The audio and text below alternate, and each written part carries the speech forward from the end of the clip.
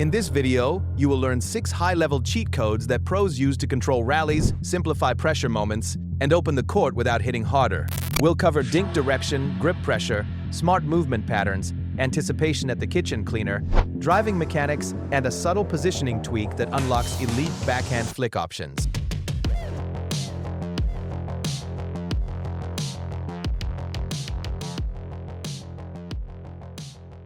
One of the fastest ways to give away control at the kitchen is dinking straight ahead too early. When players arrive at the non-volley zone, they often default to the easiest-looking target, the opponent directly in front of them. The problem is that a straight-ahead dink gives control to that opponent. It limits your ability to be aggressive and allows them to dictate the next speed-up or angle. Cross-court dinks change that dynamic immediately. When you dink cross-court, you're working with more court space and a lower net, which gives you margin and flexibility.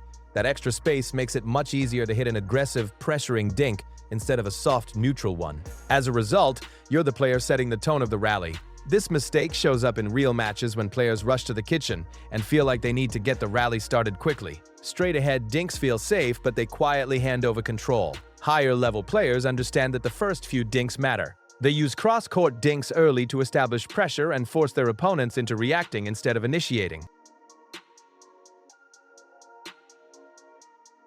Grip pressure is one of the most misunderstood fundamentals in pickleball. Most amateurs grip the paddle too tightly on every shot. This is especially damaging on soft shots like dinks and drops. When the grip is tight, the paddle face becomes rigid, and the ball pops off with extra energy you didn't intend. For soft shots, elite players use a very loose grip, roughly 3 out of 10. This allows the ball to absorb into the paddle face instead of rebounding off it. The result is better control, lower trajectory, and fewer pop-ups. When it's time to hit hard shots, grip pressure increases. That firmness provides stability and power when you actually need it. The mistake shows up when players use the same grip pressure regardless of shot type. They think their form is the problem, when in reality, it's simply too much tension in the hand. Higher-level players constantly adjust grip pressure based on intent, soft hands for soft shots, firm hands for aggressive ones.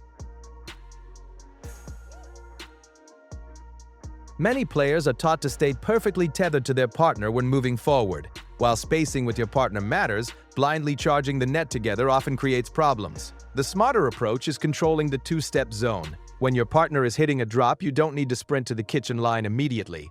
Instead, take 2 controlled steps forward and watch the quality of their drop. This puts you in an information-gathering position. If the drop is good and dipping into the kitchen, you already have momentum and can crash the net aggressively. If the drop is high, you're still balanced and can retreat to defend instead of getting caught standing at the line. The common mistake is overcommitting.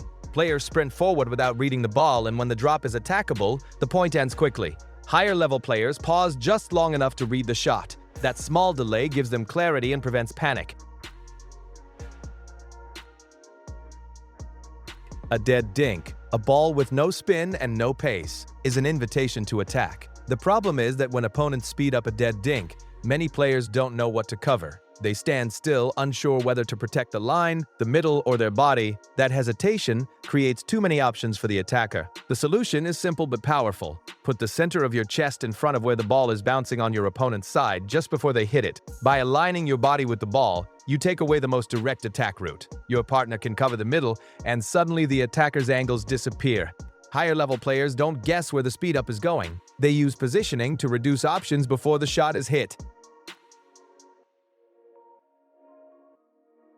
Driving mechanics are heavily influenced by footwork, especially for players without a tennis background. A common mistake is stepping backward as the ball approaches. This shifts weight onto the back foot, reduces power, and slows your transition to the kitchen. Instead, the first movement should be forward, stepping into the ball with your lead foot. That forward momentum transfers energy naturally through the shot and keeps you moving toward the net after contact. This is why some players feel slow getting to the kitchen even when their shot seems solid. Hitting off the back foot leaves them stuck behind the baseline. Hitting off the front foot puts them inside the court and ready for the next ball. Higher-level players rarely hit neutral or aggressive shots while falling backward. Their momentum is almost always moving forward. This final cheat code is subtle, but it completely changes what's possible with the backhand flick.